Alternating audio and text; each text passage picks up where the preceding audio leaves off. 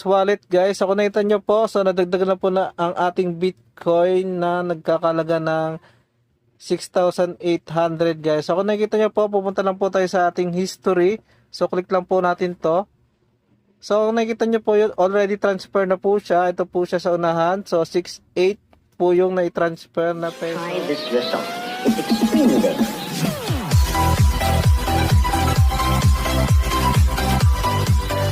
So tuturuan kayo paano mag-transfer ng ating token to another wallet guys. So syempre ang gagamitin ko is Bitcoin guys. So ita-transfer ko po yung aking Bitcoin sa aking Trust Wallet para safety po siya. Syempre lahat po ng aking Bitcoin dito is ita-transfer ko to Trust Wallet. Syempre paano po yun? So una po natin gagawin is pupunta po tayo sa Trust Wallet. Punta lang po tayo sa Trust Wallet. Then pindutin natin tong Bitcoin guys. Syempre yung Bitcoin gagamitin nating net worth is Bitcoin din guys. Syempre dito po magkakaproblema yan once na magkaiba po yung net worth. So doon po magkakaproblema. So hindi po natin ma-receive yung token natin guys. Syempre ang gagawin po natin is Bitcoin to Bitcoin guys. Syempre re-receive lang natin to. So click lang po natin tong receive. So once na may receive na po yan. So meron po yung QR code. So pwede natin yung i-copy or screenshot guys. Syempre bahala na kayo kung anong diskarte nyo. So ako i-copy ko lang. Then lipat naman tayo sa ating CoinPH. Then ang gagawin po natin dito is pindutin lang po natin tong Bitcoin. Once na click po natin yung Bitcoin, so click lang natin tong withdraw. So pagka withdraw po nyan, syempre external wallet po. So via network to another exchanger guys. So click lang po natin tong external wallet guys. Once na click yan guys, so pipilapan lang po natin tong details na nandito. So click lang po natin tong network. Syempre Bitcoin ang gagamitin natin. So para lang tong Gcash guys. Syempre ito, click lang po natin yung address. Yung address na kinapi natin kanina sa Trust Wallet. So i-copy paste lang po natin. Then ayan, so yung amount po ng BTC na ipapadala natin, yung transfer natin is mamax ko na. So max na po yan. So kung nakikita nyo po yung details, so receiving amount. So meron po siyang net worth fee na 117. Syempre yan po yung parang gas fee o transfer fee na tinatawag. So click lang po natin yung send. So once na all goods na yan, click lang po natin. So yan po yung gagamitin natin. So lalagay lang po natin yung ating pangalan guys. Yung ating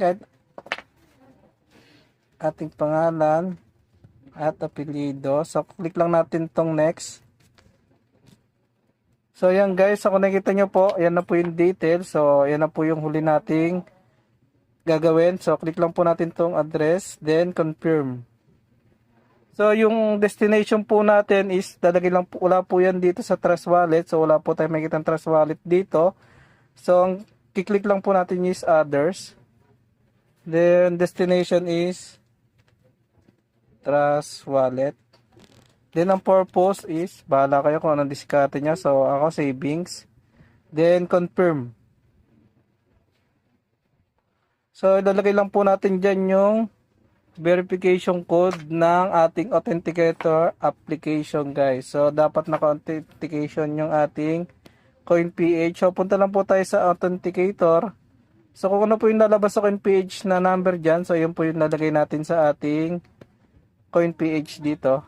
So yan, automatic na po siyang nag-paste. So yan, so transaction processing guys. So maghintay tayo ng 30 minutes bago matransfer yan sa ating Trust Wallet. So yan po yung So yun na nga guys, so already transfer na po yung ating Bitcoin sa ating Trust Wallet. Kung nakita nyo po, nabawasan na po ng 6,800 yung ating balance dito sa ating CoinPH guys. So punta lang po tayo sa ating Trust Wallet guys. So kung nakita nyo po, so nadagdagan na po na ang ating Bitcoin na nagkakalaga ng 6,800 guys. So kung nakita nyo po, pupunta lang po tayo sa ating history. So click lang po natin to. Click lang po natin to. So kung nakikita nyo po yun, already transfer na po siya. Ito po siya sa unahan. So 6,800 po yung na-transfer na peso. So nagkatumbas po siya ng 0.001039 BTC guys. So yun lamang guys. So konting paalala lang guys. So syempre dapat net worth to net worth po yung ating gagamitin guys. Di pwede magkaiba po yung net worth kasi once na magkaiba po siya, so hindi nyo na po marireceive o mariretrieve yung na-transfer nyo sa maling net worth guys. So yun lamang. Peace out. Once again, this is your J-Throne TV.